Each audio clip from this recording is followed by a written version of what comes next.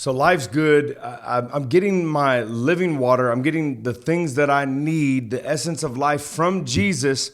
I'm surrounding myself with the right people. And now what does this do to the people that I love? What does this do to the people that I care about? We're going to be asking the tough questions today. Welcome back to Love Notes. So grateful to be here with you guys. It'll be a very small piece of your Jesus journey. If you stay to the end of the video, I believe God's giving me some takeaways as we land this plane in our little John chapter 4 little trudge through the woman at the well story.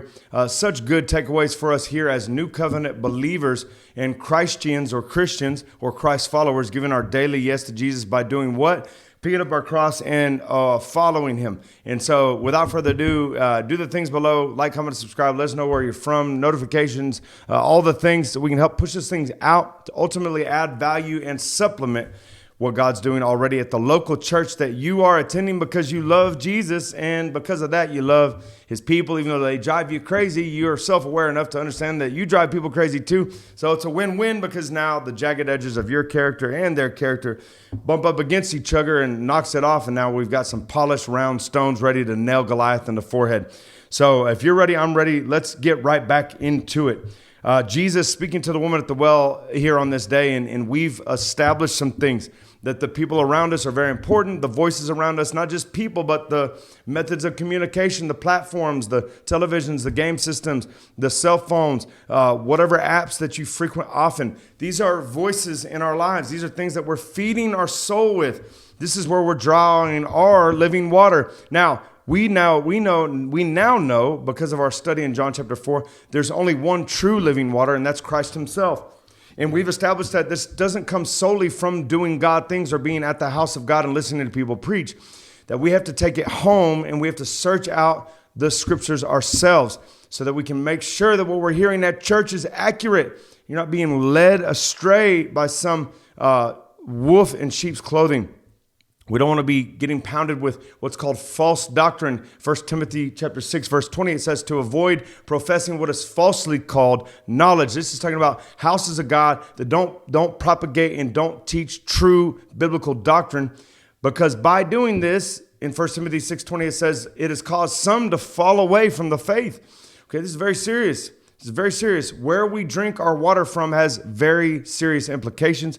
And so now we've seen that this transitions into what we say about Jesus. So it's got to be coming from Jesus himself. Let's do that right here. John 4:14, it says, but whoever drinks of the water that I shall give him. We've got to make sure it's Jesus giving us this water. And this has got to transition to intimate one-on-one knowledge. It's John 17:3, to know you, this is life. This is life. This is the living water, to know Jesus. And this word know here is speaking of intimacy. It's gnosko. It's to have heart knowledge of Christ, not just head knowledge. But it says, if you get this water that I give him, you'll never thirst. What he's saying is before you got saved or outside of Jesus, if you're getting water or life, if you're drawing life from any source outside of Jesus, then you're going to be thirsty. You're going to be thirsty, both in the literal sense and in the sense of street slang as well. You're going to be thirsty. You're always going to be looking for that next pat on the back or that next promotion or the newest iPhone or the newest car or the newest whatever. You'll be looking for it because you're drawing your water from a well that does not offer life. Nothing on this earth offers true and lasting freedom or peace or joy or any of the things. Only the well of living water, which comes from Christ. But where is this well today? As a new covenant believer, it's on the inside. It's in our heart. This is something that he's doing to renew our mind and to wash our brain from all the stinking thinking. And this takes by the washing of the word, where faith comes by hearing, and hearing the word of God. Now, notice it didn't say having heard. So this isn't a one time and wham, bam, thank you, ma'am, and I'm heading down the road to do what I want now. No, this is the ongoing hearing. We need the ongoing daily bread of God's voice in our life, drawing from his cistern, from his well of living water. And whenever we do this, it begins to bubble up inside of us. And here's where we want to talk today. It gets on the people around us. Okay, it starts getting on the people around us. 5 years ago, when I really got saved, 8 years of ministry, was not saved. Ashamed to say that, but it's a part of my story, and here we are. So we're going forward. But when you really get saved, you'll know the difference. Everything's different. The air's brighter, it's cleaner, it's like just everything. More colors, I don't even have time to get into it, but you just know it. If you're saved, you're going to know it. You're also going to see some fruit in your life that's going to speak of salvation. Love, joy, peace, patience, kindness, goodness, faithfulness, gentleness, self-control. You're going to see the fruit of the Spirit more often in your life than you're not. That's what salvation looks like in motion.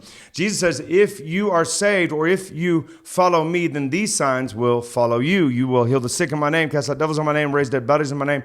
It's saying that you're going to be doing things. You're going to be moving in power because he lives inside of you so you can move in power. Jesus said, you'll do more things than these when I leave and go to the Father, and he leaves the helper with us to lead, guide, and direct us in all truth. But this water that he gives us, it wells up, it bubbles up into us, and what it does, it gets onto the people around us. When I got saved 5 years ago, my children, this thing started getting on them. Me going in and out of the prayer closet multiple times a day, it got on them. I didn't have to sit down and do a paint by numbers with them. It got on them because it was the Holy Spirit. It was the living water bubbling up in me and out of me. Here's where it transitions. It starts internally. This is in the well of communion and intimacy with God. And then that living water, all those deposits come from your history with God. And then it bubbles up. It gets all the poison out. And now it starts overflowing. We want to get into the overflow phase because this is where it gets really fun. At this point, God's restored what you lost. And now he's getting back. He's taking the and some. This is where the and some comes in. And it's really fun because he starts getting back. Now we're getting back at the enemy for everything that he stole from us. And this living water is getting on everything that we touch. It's getting on everyone around us. Anybody's even with an earshot, it's getting on them. You're coming into an atmosphere and it takes over the atmosphere. And so it gets on the people closest to you first. And then the next thing we're going to talk about is where it goes from there. We'll talk to you soon. Y'all be blessed.